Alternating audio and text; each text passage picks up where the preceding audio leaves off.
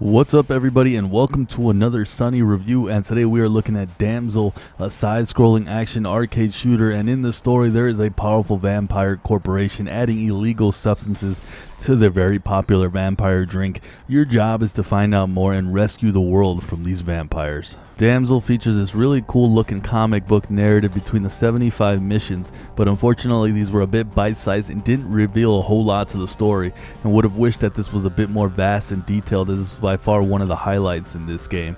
But as for the visuals, this was another positive. You really see a nice cartoonish art style here, and the backgrounds of each level were very detailed and great to look at, but unfortunately this is where it kinda ended for me in terms of what I really enjoyed with Damsel. The game is a platformer with the ability to do a dash, a double jump, a wall jump, punch vampires, and shoot them with your trusty shotgun. Each level will have one goal to complete, and that can range from just killing the vampires in the level to rescuing hostages or even defusing bombs or collecting purple skulls. All these tasks will still be present in other levels all at once and will be optional to complete, and you'll be doing these and micromanaging all of them throughout the various missions.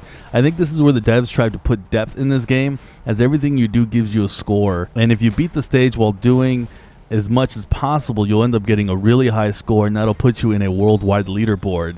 This game definitely was made in mind for the speedrunners, and I think if you're someone who enjoys this type of challenge and gameplay, you'll find this part enjoyable. But the gameplay itself left me a little annoyed at times and frustrated. One of the biggest things I think most people have issues with is the hostages and how this game handled this particular mechanic. When you shoot a hostage, you lose a level and have to start over. Unfortunately, this is a poor mechanic, and it's in almost every level, as these hostages will be hidden at times behind the enemies, or if you happen to just shoot one extra shot, you'll accidentally lose. These hostages also tend to blend in with their environment, are dressed close to the enemies themselves, so this was all deliberate. I would have preferred to have seen a points downgrade here, or maybe some more leeway with losing the mission, for example, only losing after 2 hostages have died. Not only that, if you have a mission where the objective is to kill the vampires, but there's hostages riddled in the level, but then you decide to not even rescue them, there is no penalty except losing the points you would have gained by rescuing them.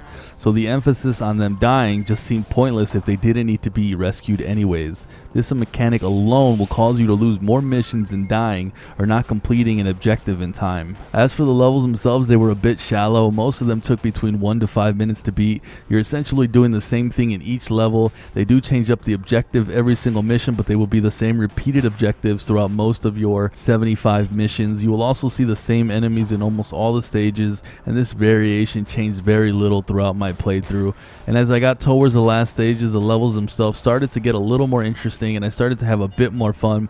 But by the time I got to this, I was already disappointed with most of my experience and thought to myself, why did it take until the third and final chapter for the game to really start to pick up and get interesting with the layout designs? But as a positive to note with Damsel, I will say that the controls were very tight and responsive and well done, and even fun performing a lot of the aerial moves. Unfortunately, a lot of these aerial based moves weren't really necessary to use until the later stages of the game. Ultimately, Damsel is a game I think made more for those who are looking for a speedrunner and fast gameplay, but not really looking for something that has any crazy depth to it. The game requires precision and seems to really emphasize getting a high score for the leaderboards, and I think that is where the replayability is here.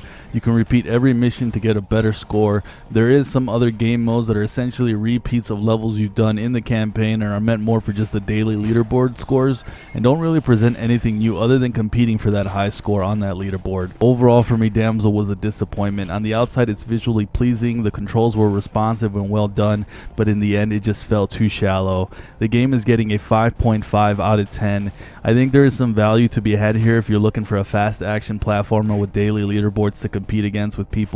I will note that the leaderboards were not working at the time of this video, as I did get on the board a few times according to the leaderboards, but I think the devs are aware of this and are looking for a fix. But with all that said, if you guys like this review, please consider subbing to the channel, smash that like button as it helps others find this video, and I hope that each and every single one of you has a sunny day.